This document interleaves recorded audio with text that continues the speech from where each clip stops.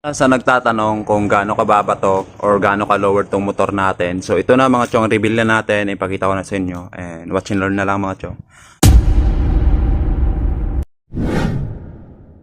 So yung harap, makikita nyo ganyan kababa. Yan. Dito sa likod, ganyan din kababa. Yan, nakikita nyo. So yan. Yun yung tapalodo. So tumatama na siya sa plate number. Kung may angkas ka, tumatama. Pero kung wala, so hindi tumatama yan. Saktong-sakto lang yan. So tignan muna natin dito sa harap. So bali yung harap natin is naka magic lowered. So yan. Kaya kung nakikita nyo yung ano natin, mababa lang siya. So bali parang dalawang ano lang naman, no, di ba?